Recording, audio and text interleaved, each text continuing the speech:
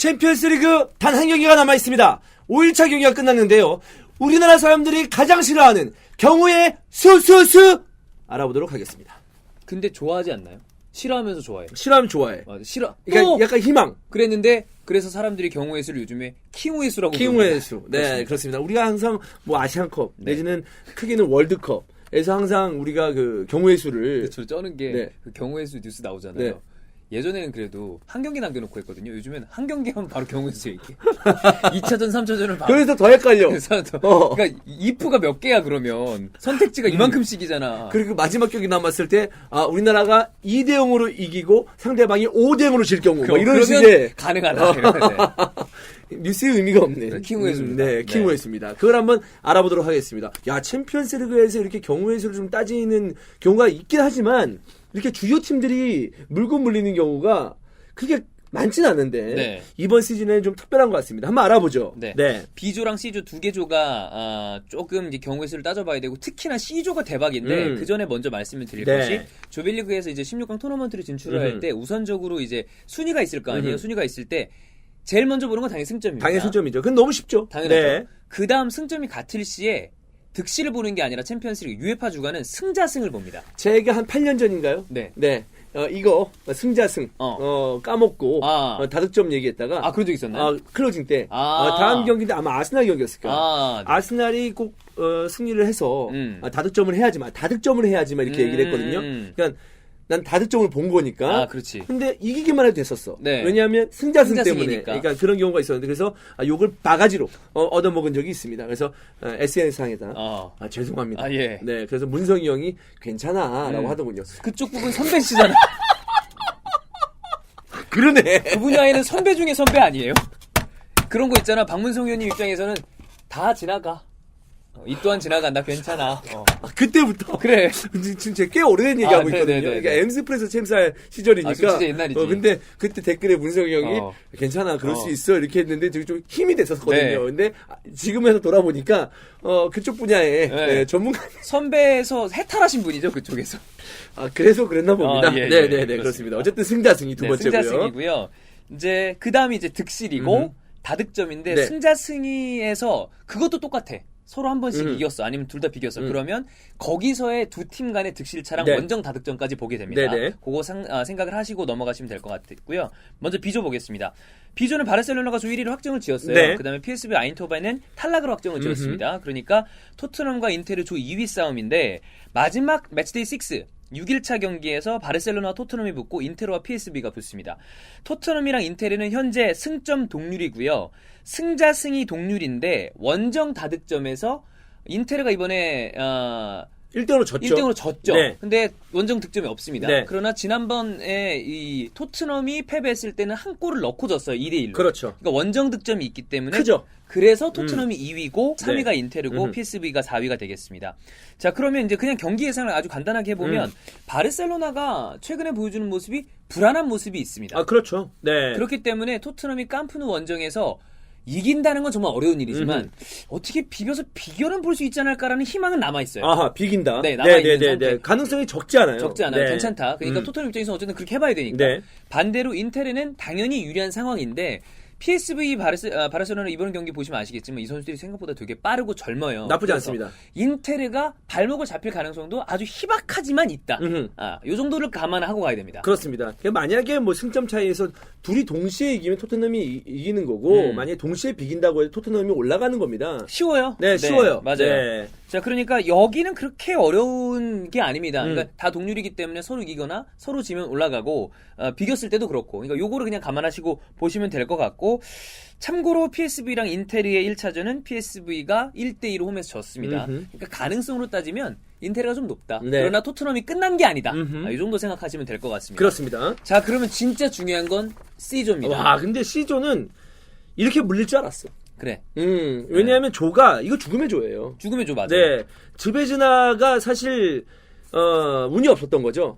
그러나 즈베즈나도 유로파권까지는 살아 있습니다. 불가능하지 않습니까? 네, 네. 이 조가 꼬이게 된 게 지난 경기에서 리버풀이 지베즈한테 2대0으로 져서 그래요. 그렇습니다. 무승부만 했어도 이렇지 않단 그렇지. 말이야. 만약에 우리가 다 알고 있는 것처럼 지베지다가 약팀이잖아요. 이 팀에게 승점 3점을 따냈다. 그러면 리버풀이 굉장히 여유 있는 상황이 됐을 수도 있어요. 맞아요. 네. 그래서 매치데이 6 6일차 경기에서 리버풀 대 나폴리, 지베지다 대 파리 생제르맹 결과에 따라서 상위 3팀 다 바뀔 수가 있는 상황인데요. 일단 리버풀은 16강 진출을 위해서는 무조건 나폴리를 잡아야 됩니다. 왜? 지금 3위니까. 그렇죠? 무조건 일단 이겨야 네. 됩니다. 왜냐하면 리버풀이 승점 1점을 따낸다고 하더라도, 만약 무승부가 된다고 하더라도 파리 생제르맹 2위를 차지하고 있는 파리 생제르맹이 승점 8점을 따라갈 수가 없습니다. 맞아요. 네. 그러니까 그거는 쉽게 생각하실 수 있을 것 같고요. 무승부 이하를 거둘 경우에는 파리가 지베즈단한테 패배하더라도 리버풀은 아까 얘기한 얘기한 대로 것처럼? 못 나가는데 대신 유로파리그 나갈 수 있는데 리버풀이 알리송의 케이타에 이 돈을 쓰고 파비뉴까지 샀는데 유로파리그에 나간다? 지난 시즌 결승 진출팀이 리버풀 팬들이 리그 성적에 만족할지 몰라도 이거 열받죠. 열받지. 한마디 할 수 있죠. 뭐하냐 지금. 왜냐하면 챔스라는 경기는 쫄깃함이 있습니다. 맞아요. 16강 8강 가면 팀 퀄리티가 굉장히 높아지고 선수단의 집중이 달라져요. 90분 순삭입니다. 이기든 지든 토너먼트 올라가서 우리 팀이 쫄깃한 경기하는 거 축구팬이라면 보고 싶잖아요. 얼마나 재밌어요. 네. 진짜 솔직히 챔스 16강 8강 4강 졸라 재밌어.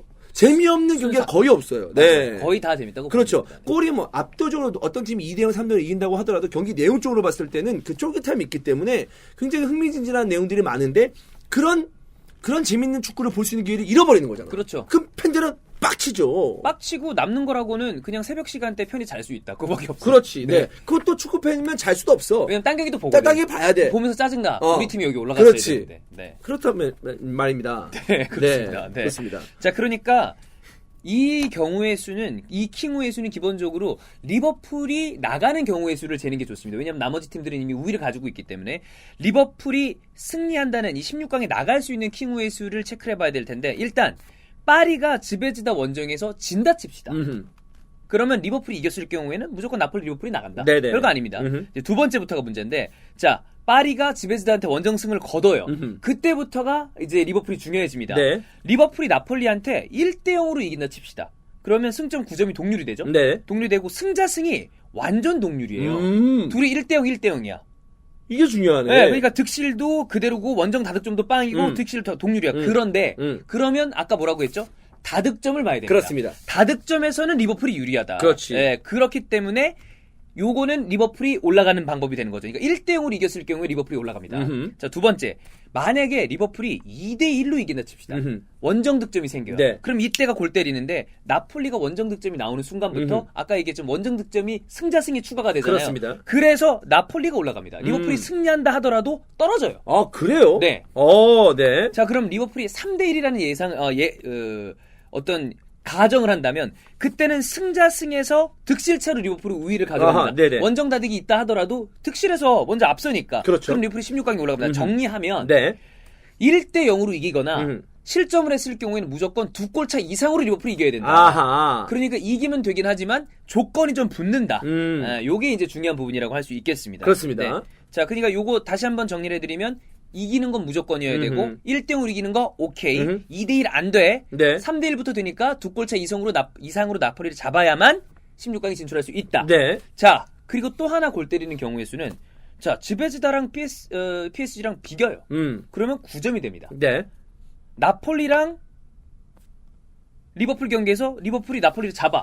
그러면 승점 999 세 팀이 동률입니다. 이때도 복잡해지죠. 네. 네. 자, 이러면 유에파에서는 어떤 룰을 적용하냐면 3자간 대결만 봅니다. 지베지다를 빼는 제외. 거야. 지베지다하고 한 경기는 없다고 치면 됩니다. 넌 빠져. 그냥 본래부터 이 세 팀이 그냥 조별리그 한 거다. 이렇게 생각을 하시면 됩니다. 맞습니다. 네. 3자간의 대결에서 거기서의 승점, 거기서의 골 득실, 거기서의 다득점을 체크하면 되고 네. 3자간 대결이 되는 순간부터 원정 다득은 생각하지 않습니다. 빠지고. 자, 그러면 리버풀은 이미 파리랑 나폴리 경기를 다 하는 그 과정이잖아요. 네. 여기서 2승 2패예요. 자, 2승 2패. 그러니까 승점 6점을 그렇죠. 왜냐면 이건 무조건 이긴다는 전제니까 네네. 6점을 딸 수 있습니다. 나폴리 같은 경우에는 현재까지 승점 5점을 체크를 하고 있고요. 파리 같은 경우에도 승점 5점을 체크했어요. 리버풀이 이긴다는 전제이기 때문에 리버풀은 나가요. 어허. 1위로 나갈 수 있습니다. 그렇습니다. 근데 나폴리랑 파리 생제르맹이 승점이 5점 동률이잖아. 그러면 그때 봐야 되는 건 득실차랑 다득점이잖아요. 네네. 여기서 득실은 한 골 차로 뭐 진다고 쳤을 때 빵이 될 수 있는데 다득점에서 파리가 훨씬 유리합니다. 그렇기 때문에 이렇게 되면 파리가 올라갈 가능성이 거의 90% 이상. 왜냐하면 나폴리는 지베지다한테 비겼거든. 그렇죠. 네. 네. 근데 파리 생제르맹은 지베지다에게 많은 득점을 했잖아요. 네. 근데 이것도 필요가 없는 그러니까 거죠. 지베지다는 빠져야죠. 빠져야죠. 그러니까 3자간 대결이니까. 네. 제가 이 얘기를 왜 했죠? 그냥 정보? 정보라기보다 이런 얘기를 할 수 있어. 무승부나 왜냐면 헷갈릴 수 있거든. 아니야. 무승부나 이게 득점을 많이 한 게 아무 소용이 없다. 없어. 그 얘기를 하려고 다 합니다. 필요 없어. 아, 네. 네네네네. 다 필요 없고 이들 간의 대결만 봐야 된다. 잘 빠져나왔나요? 네. 네네네. 기가 막히게 빠져나오는데 네네네. 티도 안 납니다. 네, 그렇습니다. 네. 자, 그 상황에 3자 간의 대결만 봤을 때에서 다득점이 나폴리가 유리하기 때문에 파리 생제르맹이 유리하기 때문에 왜냐면 리버풀에게도 졌지만 2골이나 기록한 적도 맞아요. 있었고요. 네. 그렇기 때문에 요거를 참고를 하시면 될 것 같다. 어떻게 될까요? 예상을 한번 해보죠. 저는 그냥 리버풀하고 나폴리 간에 무조건 파리 생제르맹이 지배에서 잡고요. 잡는다. 이번 경기로 너무 좋더라고. 그렇죠. 무조건 잡고요. 그 다음에 근데 지베지다 홈 세던데. 아이씨, 그래도 지베지다야. 지베지다 어디 있는 거야? 야, 그거 빼고, 네. 신경 쓰지 마. 머리 아파.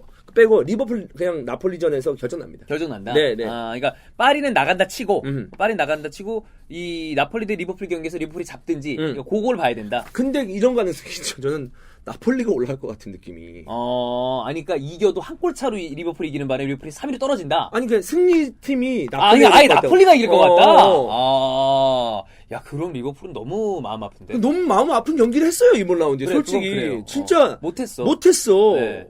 그러니까. 예전에 아스날이랑 나폴리랑 어디였지? 같은 조로 묶여가지고 12, 13, 14 시즌에 챔피언스리그 했는데 상위 세 팀이 승점이 12점 동률이 된 적이 있었어요. 한 팀이 몰빵으로 6패를 하고. 근데 그땐 나폴리가 피해를 봤거든요. 내려간 적이 있었는데 지금 나폴리가 그런 조에 또 꼈고 지금은 그때 첼시랑 같은 한 팀 조였나요? 첼시였나? 내가 중요한 것 같은데. 나도 중요한 것 같은데. 나폴리 첼시. 네. 근데 그래가지고 저기 같은 팀은 조가 안 되니까 첼시랑 아스날이 같은 조가 안 되잖아요. 그런가? 그렇구나. 근데 하여튼 나폴리 첼시 경기도 있었던 것 같은데 그 조에서 나폴리 첼시 16강인가 그랬어요. 그래, 그랬던 것 같아. 이 상황에서 지금 리버풀이 솔직히 말해서 자력은 가능하다. 왜냐면 이기면 되니까. 근데 솔직히 그렇게 낙관적인 상황만큼이 아니다. 너무 이번에 실망스러운 모습을 보여줬기 네. 때문에 특히나 최근의 경기 내용이 좀 그렇죠. 뭐 안정적인 느낌이 들긴 합니다. 실점이 많이 없으니까. 근데 챔스에서는 어쨌든 승리한 경기에서 승리를 잡아내야 되는데 맞아요. 파리 생제르맹 경기에서의 약점이 완전히 드러나 버렸고요. 그래서 걱정이 많이 됩니다. 그렇습니다. 네. 리버풀이 실점하지 않고 승리하거나 2골차 이상으로 이길 수 있을지 혹은 그냥 나폴리한테 져버릴지 아니면 정말 지베지다랑 파리랑 비기고 리버풀이 이기는 바람에 3자 간의 대결까지 봐야 될지 이 킹우의 수 리버풀 팬들은 굉장히 주목을 하고 있습니다. 네, 굳이 저희가 이런 영상을 찍는 이유는 뭐냐면 챔피언스리그에서의 리그 방식이 약간 좀 다르기 때문에 이런 걸 잘 모르시는 분이 있어요. 그렇기 헷갈릴 수 때문에 있어요. 설명하는 차원에서 이런 영상을 찍었고요. 확실히 우리가 알고 있는 월드컵에서의 순위 상정과는 다르다라는 것을 여러분께 알려드렸습니다. 여기까지 할까요? 네. 고맙습니다.